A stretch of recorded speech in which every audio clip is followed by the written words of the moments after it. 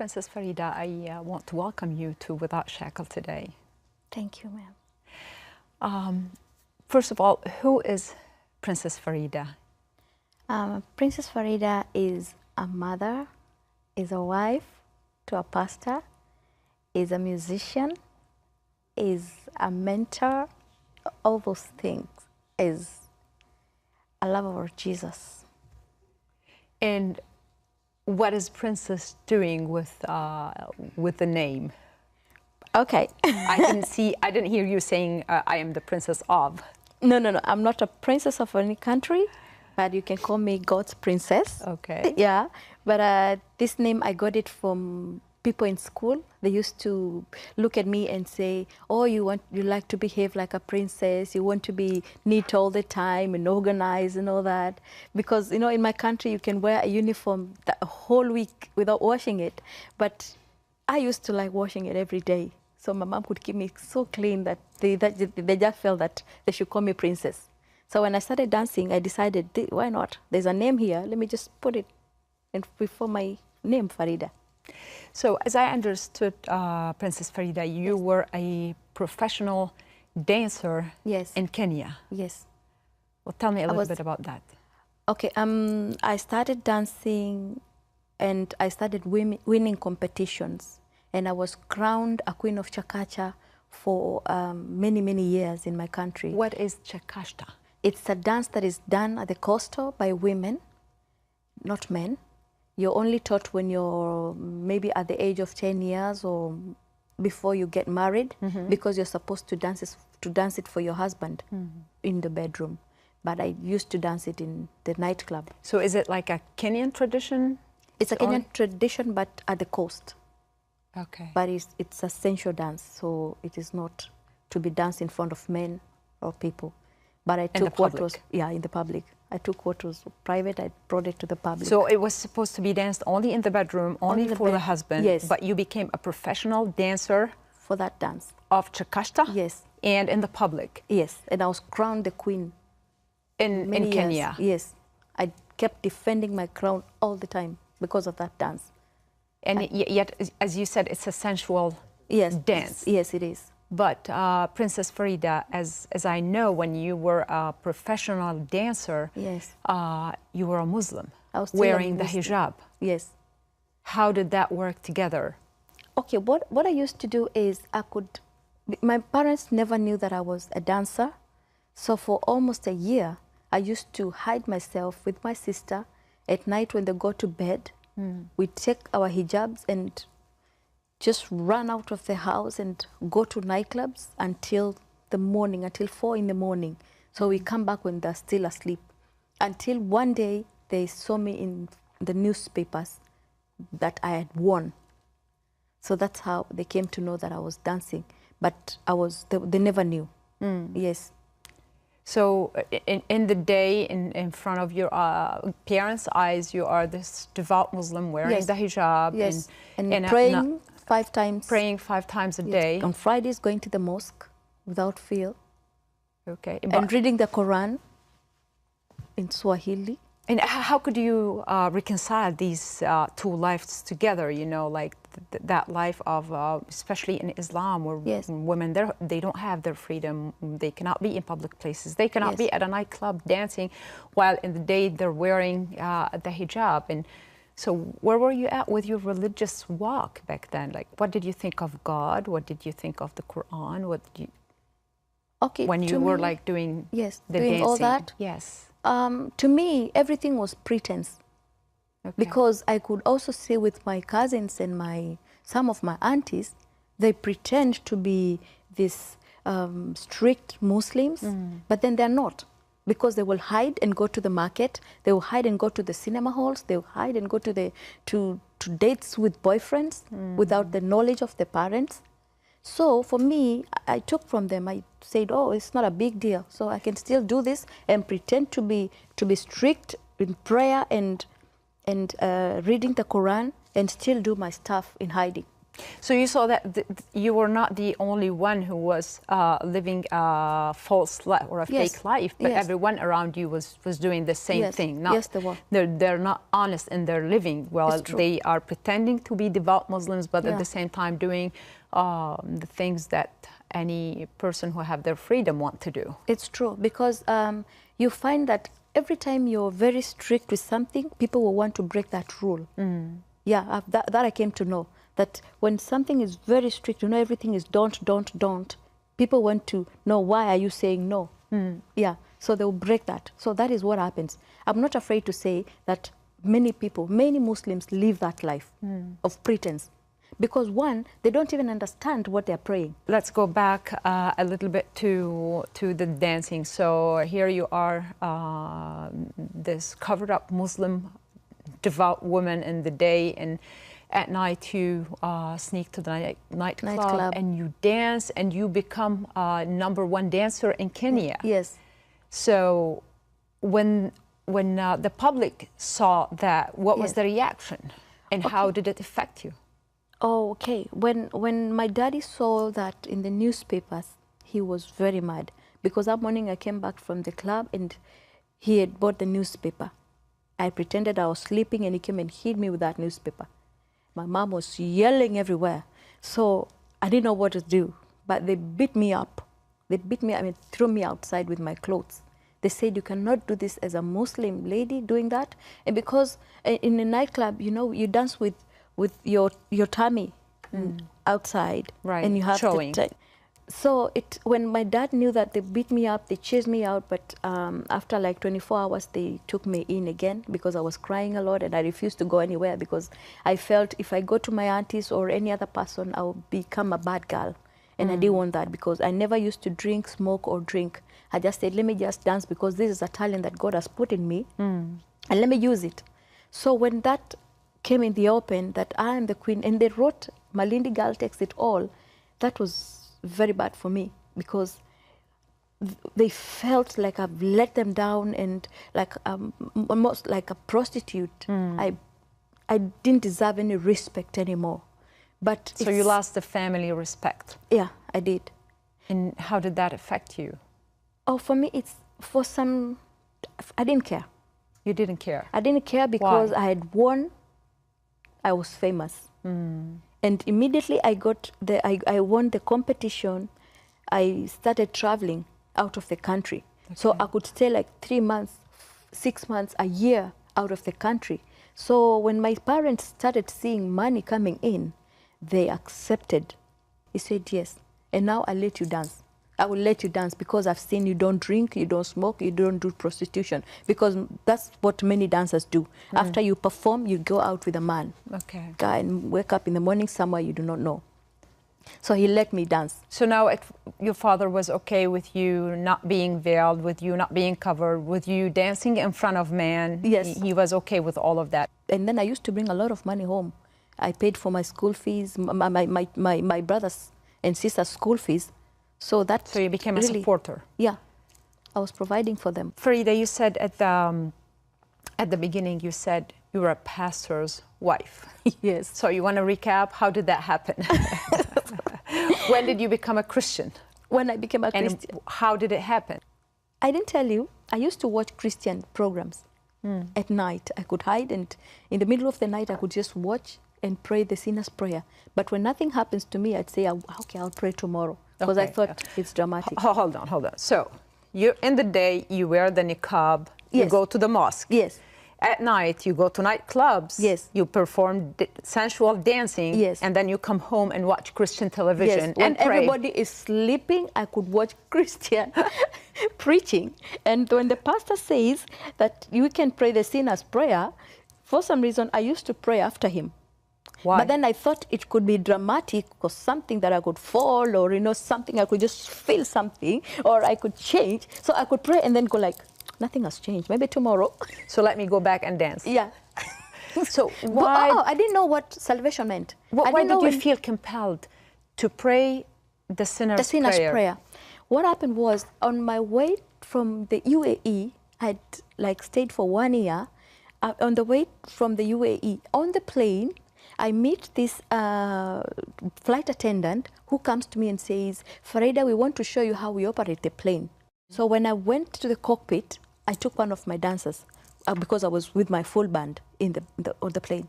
So when I took my dancer to the cockpit, we sat and we were just talking to the pilots, but something caught my eyes. I looked out of the clouds and there were people dressed in brilliant white. Yes, and they were worshiping the Lord. Like a vision. But the moment that I said I want to go with those people, I was not in the plane anymore. It's like something took me out of the plane. And I said, why can't I go with those people? A voice spoke to me and said, Farida, you cannot go with those people because you're a sinner. So when this voice spoke to me, I felt a sinner. And then he asked, if this plane crashes right now, where will you go? And when he asked that, I saw like the plane crash and I was standing alone crying and repenting. I cried and repented. Then he touched my shoulder, a soft touch, a touch that I've never felt before, a touch that switched on everything inside of me. Like I felt light, I felt joy, I felt new. It switched on and he said, my daughter, you have the last chance to go to heaven, but you have to go to church. Yeah, so when he said that, I felt forgiven.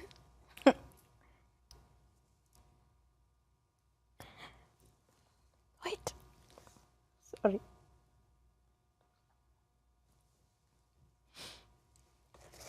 Okay, I'm sorry. When he said that, I felt good, and I knew something had happened, something great had happened to me, but when he said that I go to church, I didn't know what to do with that part. And then when I saw myself crying and repenting, I knew I was talking to a higher authority. I knew I was talking to somebody like the Creator, you know, like somebody that had power over me, you know, like somebody that owned me. Yes. I didn't think about Jesus Christ because it was never in my mind, but I knew something had happened. So when I went to church is when now the pastor said, oh, you met the Lord. But I knew it changed. When I received Christ on the plane, everything, you know, just changed completely. So I just went to church after 3 days and prayed the sinner's prayer. And from that day, I walked the Christian walk. What did you do? So what I did was, after a month, the Lord spoke to me again and said, if you're ashamed of me in front of my people, I'll be ashamed of you in front of my Father. I knew after some 2 years or so is when I knew that was a word from the Bible.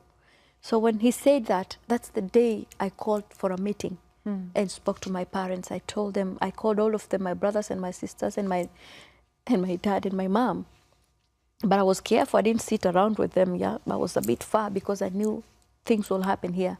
So when I announced that from today I'm a Christian, and then I will not be dancing anymore, they thought I'm going crazy. Yeah. So first of all, my sister said, you know, she went to this other church the other day and they did something, you know, the speaking in tongues. My sister and I, we've never had such a thing. So she said they bewitched her, black magic or something. So that's why she's talking like that. But I said, I know what I'm saying. I'm serious. From today, I'll be going to church and I'm not a Muslim anymore. My dad wanted to hit me. My brother wanted to beat me up. But I kept my distance. So my mom was very careful to hear what I'm saying. She really wanted to understand. So I explained to her. She said, my daughter, you've just bought new equipments. You have just recorded the best CD that we've never had before. And you have your own band now. So how come you're quitting music and you're not going to be going to the mosque anymore? Just tell me, are you serious what you're saying? I said, yes. So when my mom knew that I was very serious, she woke up and I don't know where she got the rope from. She got a rope and ran outside to hang herself. Oh. Yeah. So when I saw that, I was very sad. I love my mom very much. I told God, please, Lord, don't let my mom die. I love her so much. I will serve you if you let her live. So when I say that, I tried to run out to help her, but they were mad with me. They were mad with me. They said, why do you want to mock mom, father? Just stay away from us. We don't want to know anything about you anymore. So since that time, for almost 2 years, I was all alone. They didn't want anything to do with me. I could just spend my whole day in church, praying and fasting and seeking the face of the Lord. I had no friends. Everybody just, my family, my friends, nobody wanted to have anything to do with me, but God gave me a family in church. I met spiritual dad, and he took care of me. Was it easy for you to let all the fame, all the glory of the world, your family, go just because of that vision that you saw of Jesus, or of the voice that called you that you are forgiven and you need to be able to go to heaven? You gave your everything that meant anything to you in life for that voice. How did you do it? And how did you trust that that was God's voice? Because something was just, it had confirmation in me, and I could just feel, I trusted that voice immediately, because I remember that voice when I was young, that this is our little secret and the reading of the word. And then I remembered that he's not gonna harm me. He's telling the truth. And there's a word that the Lord gave me, that I'll never leave you nor forsake you. That is the word that kept me going all through. But I believe that the hand of God was upon me, because I forgot about everything. I forgot the money, I forgot the equipment, I forgot my life, that I was living, and I just decided I will just follow Jesus and nothing else. How come I'm pastor's wife? When I got born again, I go to this church, and then he's one of the pastors, and he starts mentoring me. He became my mentor for 2 years.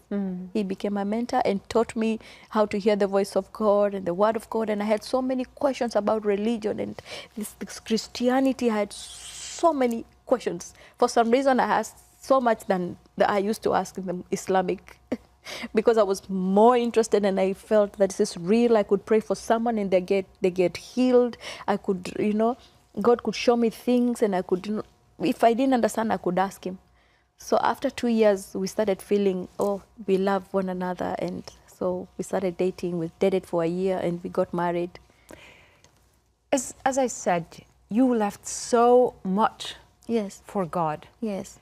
What God gave you, what Jesus gave you, that money, fame, the world could not give you, that you could let everything go just to be for him? What I can say is I got peace. There is something that the world does not have, is peace. Even with these celebrities you see around, they are famous, but when they are alone, they cry. Because that's what I used to do. Did you cry? I used to cry. Why? Behind the stage, I used to cry for nothing. You just feel like it is too much, and people are expecting too much from you, and you can't give them more. So that void that only Jesus fills is the thing that is lacking in the people of the world. So once it's filled, you don't look normal. That's what happened to me. After Jesus filled the void, I used to feel empty and all that. So I didn't want anything else. The things of the world, I count them as dung, because I know God has taught me how to live by faith. I've left so much. Fame. If it is fame, I tasted fame. If it is money, I walked in money. But God promised me. I actually had 4 accounts, 4 bank accounts that had a lot of money. But for some reason, I went to check my accounts and there was no money. And Jesus told me, don't look normal. I did not give you that money. Now I'm teaching you how to live by faith, and I will give you more after I teach you my ways. Seek after my kingdom first, and the rest shall follow. And after my righteousness, the rest shall follow. So that's what I did. I obeyed. And you told me that you have a ministry with your husband. What kind of ministry do you do? yeah, we go to churches and universities, colleges where we're invited, and we also mentor young women. We mentor young girls that are going through stuff like rape, and they go in silence. They don't talk to anyone, and we get them from the streets also, the prostitutes. And I even have 13 kids born from the ministry, from my ministry that we do with my husband, that the girls that we have stopped from aborting. We have 13 children in the Princess Farida Foundation that actually was birthed here. How does Princess Farida sing for the Lord now? Now You want to sing for me? How, yeah? Yes. There's this in song Swahili? in Swahili. Yes. There's this song that I wrote. It was my almost the second album, and it talks about I cannot live without Jesus. Yeah, there's no way I can live without Jesus. So it goes like, maisha bila wewe, maisha siyawezi, maisha bila wewe Yesu ni maisha siyawezi, maisha bila wewe, maisha siyawezi, maisha bila wewe Yesu ni maisha siyawezi. Wow. Yeah. So that means I cannot live without Jesus. Farida, that's the new me. حلقتنا لليوم انتهت. بترككم برعاية الرب يسوع، وبتمنى اسمع تعليقاتكم أو كيف الله عم يشتغل بحياتكم من خلال هيدي الخدمة على الإيميل comments@bilaquyud.com أو على الفيسبوك.